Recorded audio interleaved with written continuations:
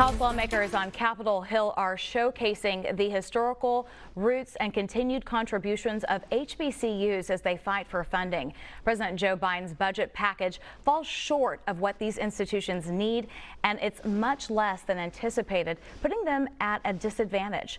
Joining us to expand our horizons on the subject and tell us why money for HBCUs is so important, we welcome Derrick C. Gilmore. He's the Executive Vice President at Stillman College in Tuscaloosa, Alabama. Thank you for being with us today. Thank you, Najahe. Very great to be with you this afternoon. One of the things that we have committed to doing here is holding the Biden administration accountable. We know he's in office because he had support from a lot of Black and brown communities. And so to see this funding being cut short is really concerning because that shows us he's not delivering. I just want to get your take on that. Well, looking at the recent news reports and the reduction from approximately 45 billion to $2 billion was disappointing to say the least, especially when we look at the impacts of HBCUs and other minority serving institutions, to include our Hispanic serving institution as well as our Native and Gilmore serving institutions. It was quite disappointing because we know that we account for, and specifically HBCUs, we account for, less than 3% of overall public and private nonprofit institutions of higher education, but we actually produce 17% of the bachelor degree earning minorities, or in this case, specifically African Americans. So, to say the least, it was very disappointing in the numbers that we've seen thus far, and I'm hoping that through our activism and advocates that we have and stakeholder groups that we have, that there will be a change in that number before the final bill is approved. Yeah, the numbers are disappointing, but give us sort of a real world application. I mean, what is the impact that this is going to have on Black and brown students? Well, when we look at the reduction in funding, one of the real issues, especially here at Stillman College, when we look at our institutional budget and actually how much we have to spend, or we're required to spend annually to support our students, we know that 88% of our students are Pell eligible, meaning they're dependent on those Pell Grant funds to support their education.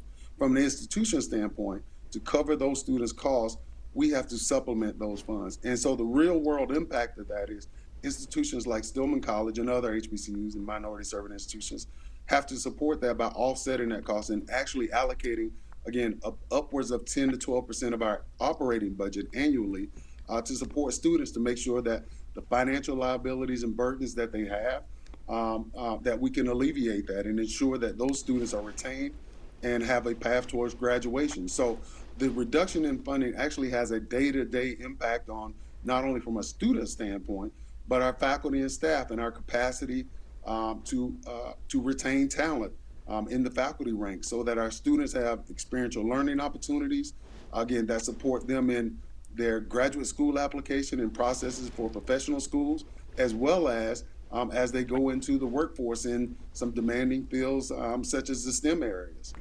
And when I think of education, we know it's a tool to a brighter future. So we're also looking, I think, at sort of a multi-generational deficit when we limit access to education for Black and brown students.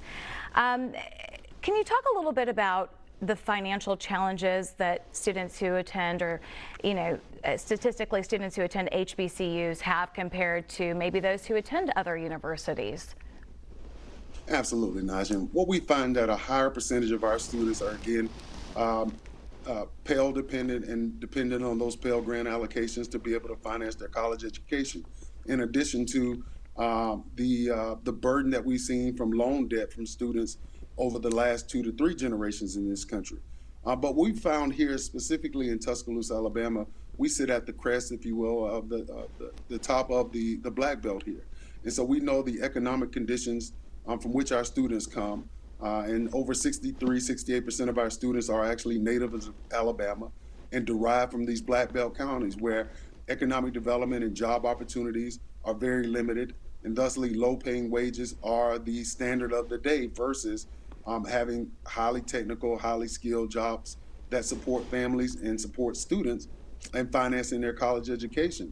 And so what we found is that that economic picture still exists. And for institutions like Stillman College, what we'll continue to do and what other minority serving institutions will do is continue to do the work. And you know, we always have this moniker of having to do more with less.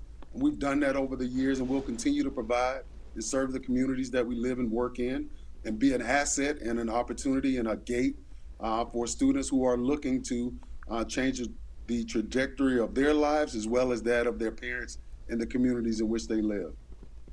Well, this is such an important conversation. I wish we had more time because we really have to hold those in positions of power accountable because education is the key to a bright future. So thank you for all that you do and for discussing this very important topic with us today here on BNC.